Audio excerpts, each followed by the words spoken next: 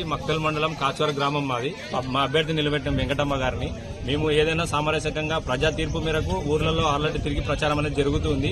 నిన్న రాత్రి గుణంగా అందరం జరిగినాము. అయితే మా మీద ఎక్సున్న ఆకారం ఎవరైతే ఉన్నారో అవతల కాంగ్రెస్ వ్యక్తి వచ్చేసి ఇక్కడ మా ఇంటి ముందర దగ్గర తెల్ల ఆవాలు మొలకెత్తినవి, అవి ఇసుక, దాని తర్వాత దానిలో ఒకటి మామూలుగా చనిపోయిన వ్యక్తుల మీద చల్లే స్ప్రే బాటిల్, అవి దాని స్మెల్ వస్తుంది. మీరు కూడా మీడియా వాళ్ళు చూసండి. అది ఇక్కడ చల్లడం జరిగింది. మేము ఏమంటున్నామంటే ఏదైనా ప్రజా తీర్పు మేరకు చూసుకోవాలి తప్పితే ఈ విధంగా చేసి ఈ విధంగా లొంగబాటు కాదు. ఇదంతా చేయడం ఏంటంటే మా ఫ్యామిలీకి ఇతర తర్వాత రేపు ఏం జరిగినా గానీ మా ఫ్యామిలీ పూర్తిగా బాధ్యత వాళ్ళే ఉండాలి. ఏమన్నా ప్రజా తీర్పు మేరకే ఉండాలి. ఇక్కడనే కాదు, ఎవరైతే మేము ఎక్కడైతే తిరుగుతున్నామో ఆ వ్యక్తుల మీద మొత్తం జరుగుతున్నారు. రాత్రి 11 నుంచి 12 గంటల ప్రాంతంలో ఇది జరిగింది.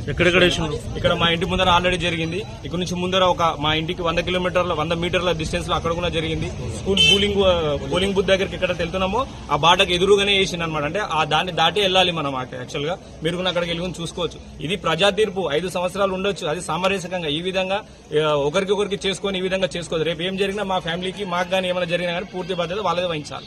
ఈ రోజు ఇంత చదువుతున్న కాలంలో కూడా వాళ్ళు ఇంకా మూఢనమ్మకాలు అనేది కరెక్ట్ అనేది కాదని మేము చెప్తున్నాం. అది వచ్చి మా ఇంటి ముందర ఆవాలు పిల్లావాలు తెచ్చి చల్లిండు. అక్కడ సెక్రెటరీ వాళ్ళ ఇంటి దగ్గర చల్లిండు. ఇంకెక్కడెక్కడ చల్లిండో ఎక్కడెక్కడ ఏమన్నా జరిగినా రేపు వాళ్ళదే వాళ్ళదే బాధ్యత. మాకేమన్నా అయినా వాళ్ళదే. ఏమన్నాడు? వచ్చిండా? మీరు పిలిపించిండ్రా? తప్పైందని చెప్తున్నారు.